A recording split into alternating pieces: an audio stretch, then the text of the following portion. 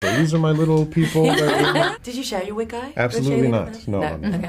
I won't let him talk to Penelope. Oh my God. Yeah. Okay, diva.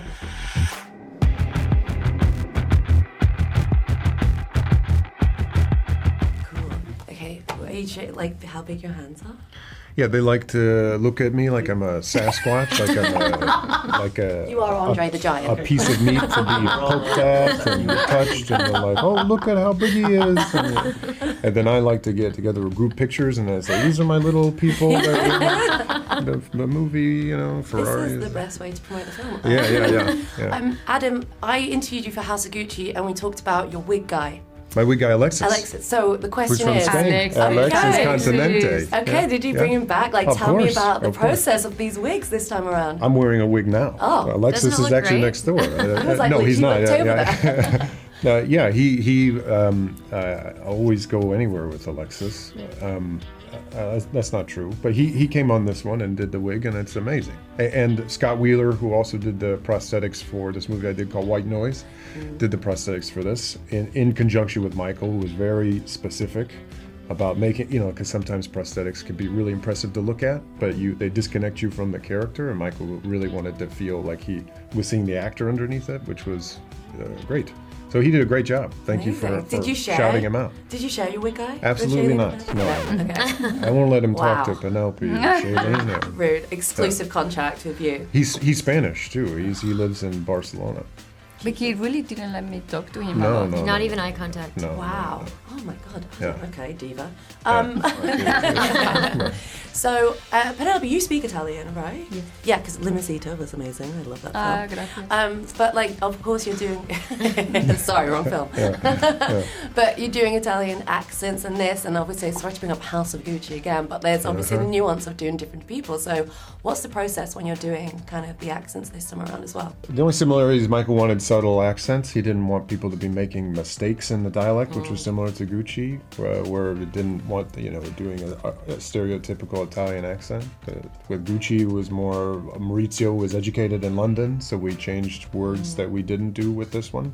The conceit being that if they're speaking to each other, then they're not making mistakes in a dialect. Did you maintain it throughout, kind of offset, just to make sure you had that henna all the way through, Shailene?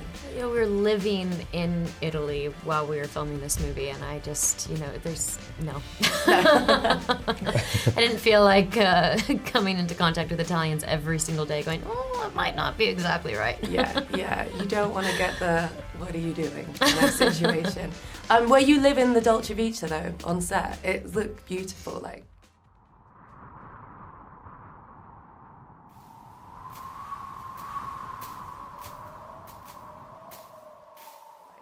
He just No. We No. were not.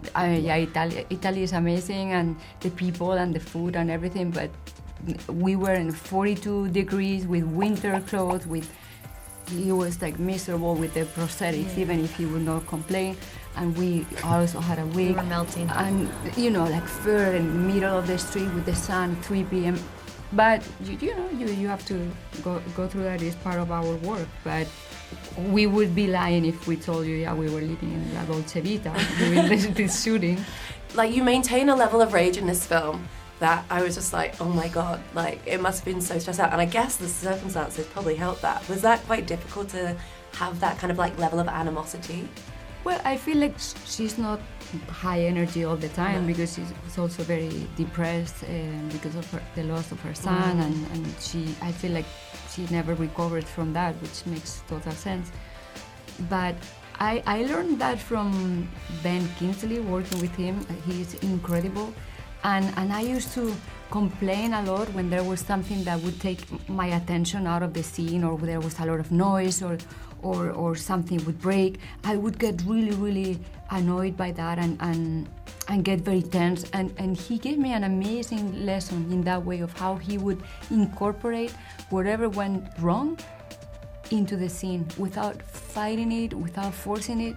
I always tell him he's been one of my greatest masters in that way. But when you are young, and I started to work very young, I would lose so much energy in getting angry when something was not the way you planned it. Did you get to do a lot of the driving in it? None. We did racing beforehand, in California and in Modena, and then I drove one of the chassis of the cars that they used in the movie, like one of the 801s, I think.